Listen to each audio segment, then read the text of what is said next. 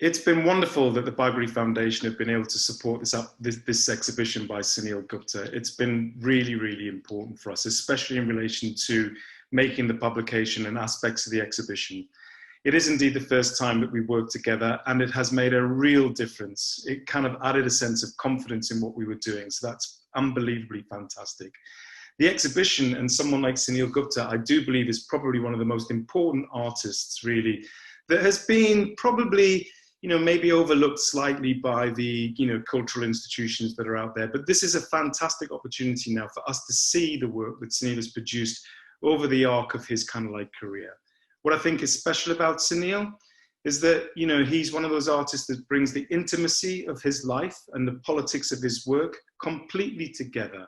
We go really on a journey with him from, discovering and coming out as a kind of gay man, and working through the kind of politics of ideas like the migrant, the refugee, love and desire.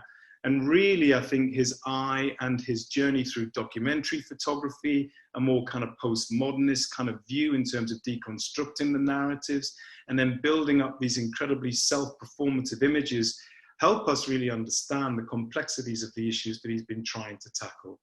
Most importantly, though, about Sunil, I think, is that he's been an incredible political advocate for gay rights and human rights, really. And I think really if we spend time and really, work through and, engage with the things that he's been trying to present us with, then we can really begin to understand just how influential and how kind of committed he is to a life in politics, and really trying to advocate and speak for others who he's engaged with over much time.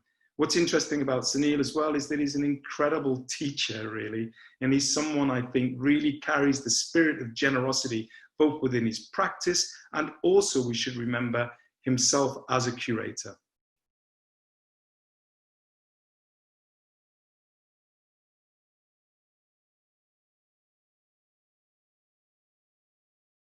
I have been, I've had the pleasure of being the director of Autograph since 1991.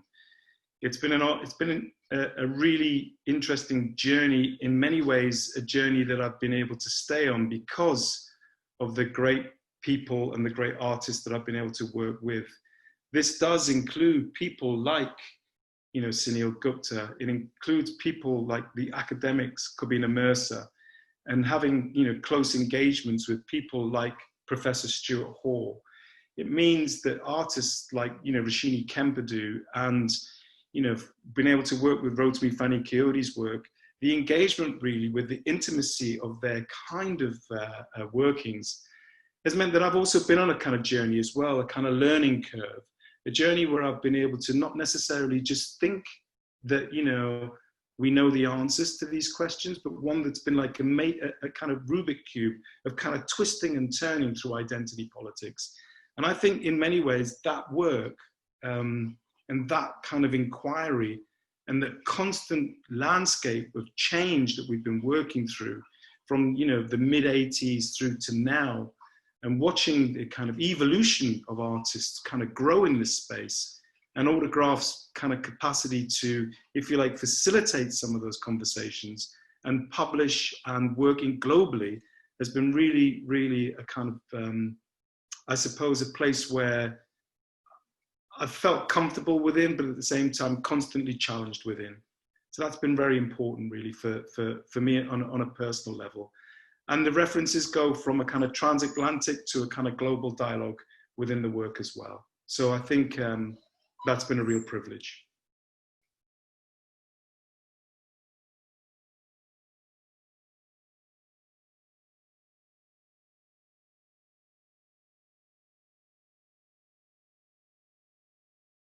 This year has been probably one of the most difficult years in my working experience. In fact, the most difficult year.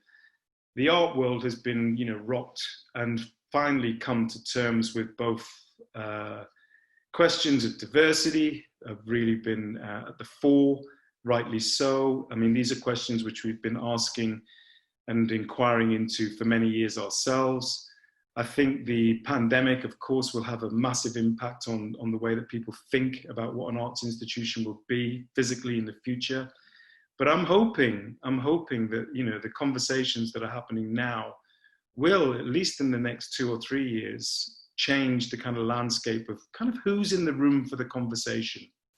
I mean, I've always thought that cultural institutions are, of course, much richer when they are truly inclusive and diverse, and they deliver, if you like, a degree of equality in terms of their programming and the things that they have to say.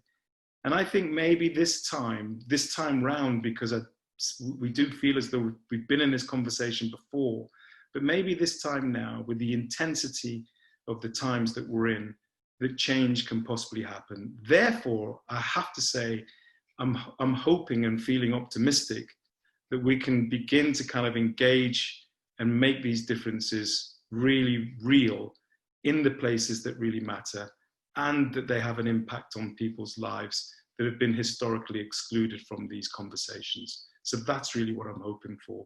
And I think the Sunil Gupta exhibition is a step, an absolute step in the right direction for these conversations to happen.